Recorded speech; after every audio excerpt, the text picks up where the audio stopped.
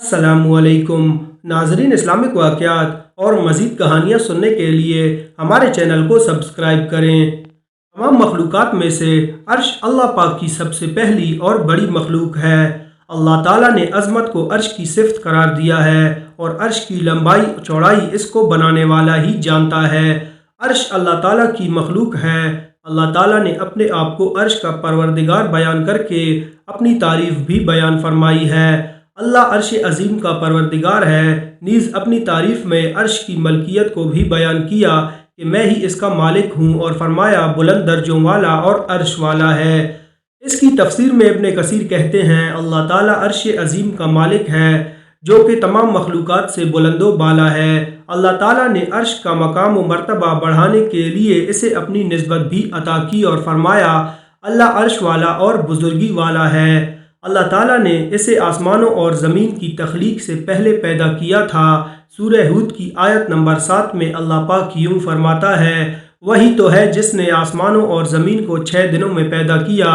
उस वक्त उसका अर्श पानी पर था ताकि तुम्हें आजमाए कि तुम में से कौन अच्छे अमल करता है। आप सल्लल्लाहु अलैहि वसल्लम का फरमान है, अल्लाह ताला मौजूद था, इससे पहले कोई चीज़ नहीं थी, अल्लाह का अर्श पानी पर था। फिर अल्लाह ताला ने आसमानों और ज़मीन को पैदा फरमाया और ज़िक्र यानी लोहे महफूज में हर चीज़ लिख दी।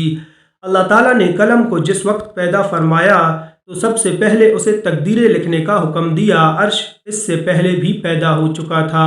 और रसूलुल्लाह सल्लल्लाहु अलैहि वसल्लम का फरमान है, अल्लाह ताला ने आसमानों और ज़मीन की तख्लीक से 50,000 साल कबल तमाम मखलूक़ात की तकदीरें लिख दी थीं, और उस वक्त अल्लाह का अर्श पानी पर था। अर्श गैबी चीज़ है, यानी हम इसे दुनिया में नहीं देख सकते, ताहम अल्लाह ताला ने हमें इसकी कुछ सिफ़ात के बारे में बतलाया है ताकि अल्लाह पर ईमान पुख्ता हो और ये बात भी जहन में महकम हो जाए कि अल्लाह ताला अपनी मखलूक से बुलंद है। चुनांचा अर्श इलाही पूरे जहान पर कुब्बे की तरह है। नबी सल्लल्लाहु अलैहि वसल्लम ने अर्श को ऐसे ही बयान किया और फरमाया, बेशक अल्लाह का अर्श आसमानों के ऊपर ऐसे है। आप सल्लल्लाहु अलैहि वसल्लम ने अपनी उंगलियों के साथ कुब्बे की तरह का इशारा फरमाया।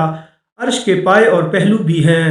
आप सल्लल्लाहु अलैहि वसल्लम का फरमान है, लोग क़यामत के दिन मदहोश होंगे और सबसे पहले मुझसे ज़मीन फटेगी, लेकिन फिर भी मूसा अर्श का एक पाया थामे हुए मुझसे पहले खड़े होंगे। अब मालूम नहीं कि वो भी मदहोश हुए थे या पहले दुनिया में तजल्ली के वक्त आने वाली बेहोशी की वजह से हिसाब बराबर हो गया। इस हदीस में ये अल्फाज भी हैं कि मूसा अर्श के पहलू को पकड़े हुए होंगे। ये अल्फाज सिर्फ बुखारी में हैं। आसमानों और ज़मीन की तख्लीक से पहले अर्श पानी पर था। फरमान बारी ताला है और उसका अर्श पानी पर था और तख्लीक के बाद से लेकर अब तक पानी पर ही है। आप सल्लल्लाहु अलैहि वसल्लम का फरमान है, अल्लाह का अर्श पानी पर है और अल्लाह अर्श के ऊपर है, उसके लिए तुम्हारा कोई अमल पोशीदा नहीं। अर्श सबसे पहले सबसे आला और बुलंद मखलूक है। वो तमाम मखलूक़ात के लिए छत भी है। अल्लाह ताला ने अर्श को अपना खुसूसी कुर्ब दिया।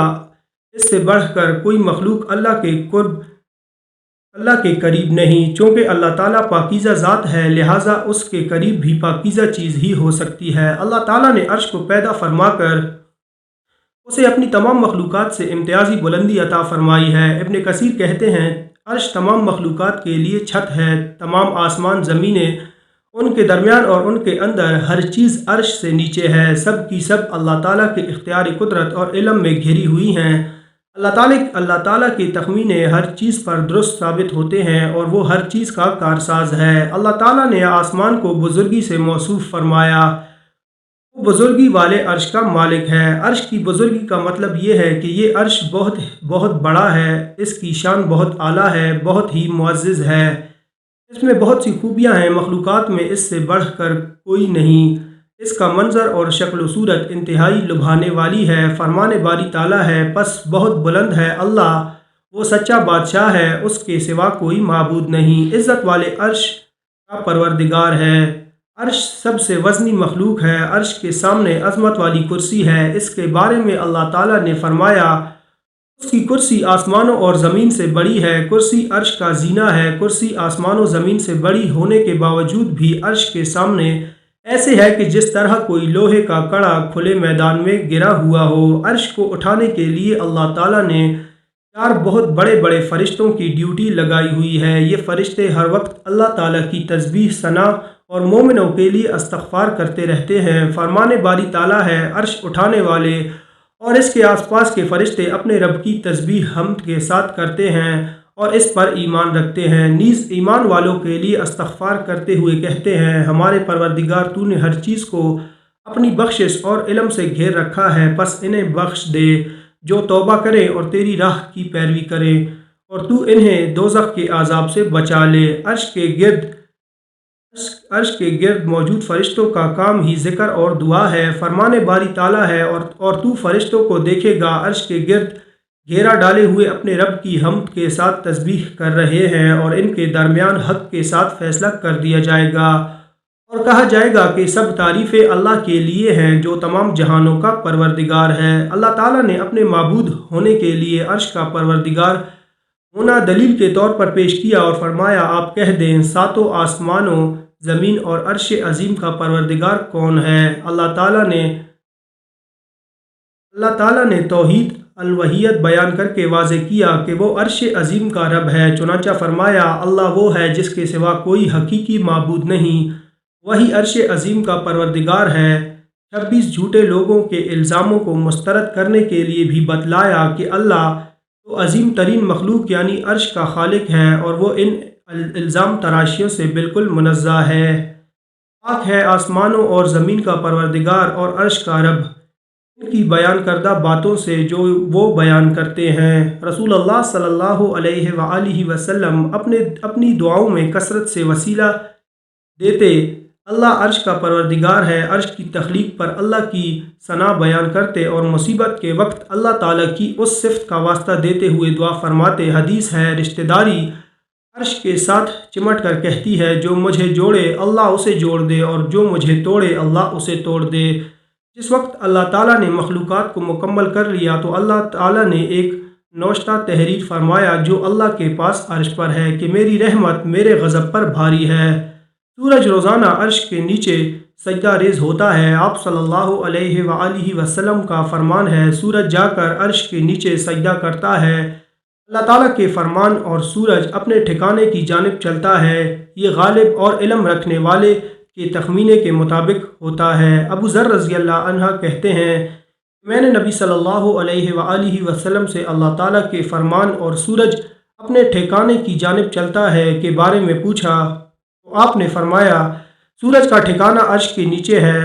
رحمان کا عرش ایک عظیم صحابی کی وفات پر لرز اٹھا تھا جن کو اسلام قبول کیے ہوئے ابھی صرف 6 سال ہی گزرے تھے، تاہم ان کی قوم کے تمام افراد ان کے ہاتھ پر اسلام قبول کر چکے تھے۔ جس وقت وہ فوت ہوئے تو ان کی عمر صرف 37 برس تھی۔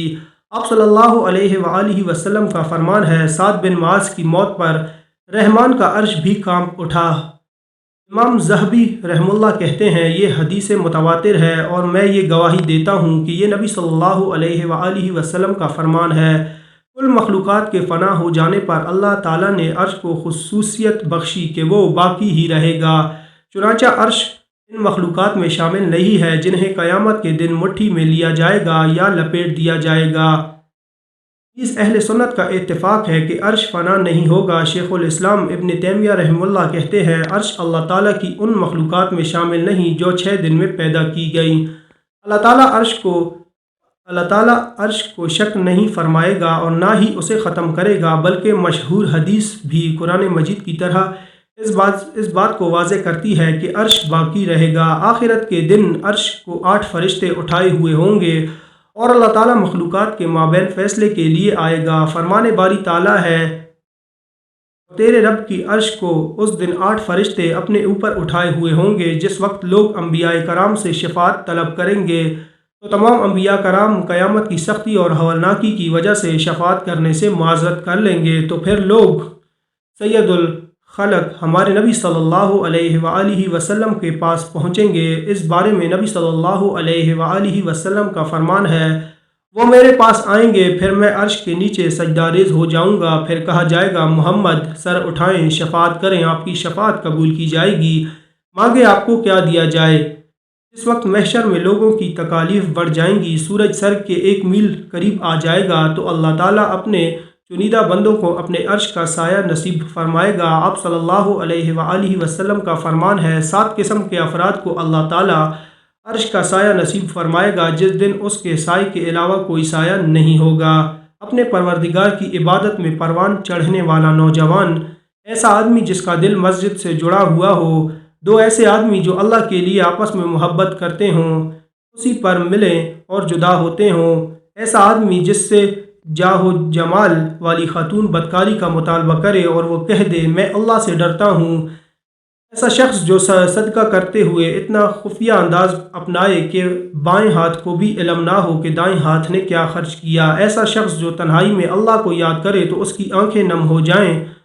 एक और हदीस है कि अल्लाह के लिए मोहब्बत करने वाले अल्लाह के अर्श के साए तले होंगे। जन्नत के मुख्तलिफ दर्जे हैं, उनमें से सबसे आला जन्नतुल फिरदौस है और उसकी छत रहमान का अर्श है। आप सल्लल्लाहु अलैहि वसल्लम का फरमान है, जब भी अल्लाह से मांगो तो जन्नतुल फिरदौस मांगो क्योंकि ये सबसे बेहतरीन और बुलंद तरीन जन्नत है। इसी में जन्नत की नहरें फूटती हैं और इसके ऊपर रहमान का अर्श है। इन तमाम तर तफसीलात के बाद मुसलमान अगर अल्लाह का अर्श इतना अजीम और बड़ा है तो फिर अल्लाह ताला की ज़ात इससे भी बड़ी और अजीम है। वो हर चीज़ को अपने घेरे में लिए हुए है, उसे कोई चीज़ अपने घेरे में नहीं ले सकती। वो हर चीज़ पर गालिब है, उस पर कोई चीज़ गालिब नहीं।